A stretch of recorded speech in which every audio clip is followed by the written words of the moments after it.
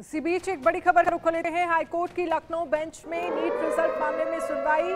Court ने original record किए हैं तलब। 18 जून को होगी अगली सुनवाई। छात्रा का आरोप, अभी तक नीट रिजल्ट नहीं मिला है। ओएमआर शीट का मैनुअल रूप से मूल्यांकन किया जाए, ये छात्रा की तरफ से कहा गया कि जो ओएमआर शीट है उसका मैनुअल रूप से मूल्यांकन किया जाना चाहिए। अब इस पूरे मामले को लेकर सुनवाई जो है वो 18 जून को होगी। कोर्ट ने ओरिजिनल रिकॉर्ड तलब किए हैं। 18 जून को अब अगली सुनवाई होगी। नीट को लेकर देश भर में छात्रों में नाराजगी है और इस बार जो रिजल्ट सामने आया है उसको लेकर तमाम सवाल खड़े हो रहे हैं। दरअसल 67 ऐसे छात्र हैं जिन्हें 720 से 720 अंक मिले हैं, यानी कि 67 छात्रों ने टॉप किया है। जहां एक पिछले वक्त में ये संख्या 1 होती थी, 2 होती थी, इस बार 67 छात्रों ने, आप अंदाजा लगाइए कि टॉप किया है। इस पर ज्यादा जानकारी के लिए आशीष सिन्हा, लीगल एडिटर, हमारे साथ जुड़ गए हैं।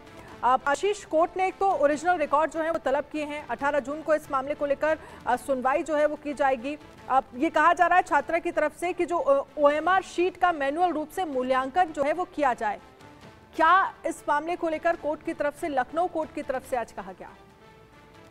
नहीं, देखिए, दरअसल ये पूरा जो मामला है वो लखनऊ हाई कोर्ट में है और आयुषी ठाकुर है। इन्होंने एक अर्जी दाखिल की। अर्जी में उन्होंने ये कहा कि नीट का जो रिजल्ट है अभी तक उन्हें नहीं मिला है। उनकी तरफ से कहा गया कि ओएमआर सीट का जो मूल्यांकन है वो मैनुअल रूप से नहीं किया गया है।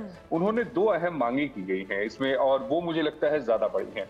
पहली मांग उन्होंने ये की गई है कि जो काउंसलिंग होने वाली है, यानी नीट की 4 जून के रिजल्ट के आधार पर जो काउंसलिंग होने वाली है उस काउंसलिंग पर रोक लगाई जाए। और दूसरी जो सबसे अहम मांग ये है कि इस पूरे मामले की जांच कराई जाए।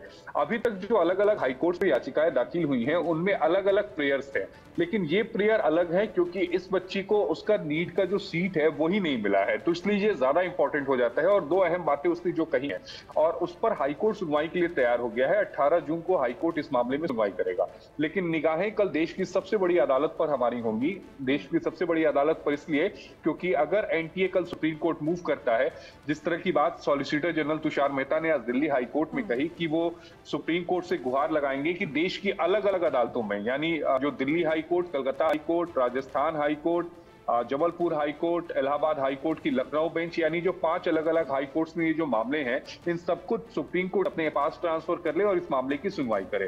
तो ये सुनवाई बेहद इंपॉर्टेंट हो जाएगी। हालांकि अब देखना ये होगा कि एनटीए की तरफ से हाई कोर्ट में भी क्या वही दलील ली जाती है जो दलील यहाँ पर यानी दिल्ली हाई कोर्ट में रखी गई कि इस पूरे मामले की सुनवाई सुप्रीम कोर्ट कर रहा है, तो ऐसे में सुप्रीम कोर्ट ही सुनवाई करे।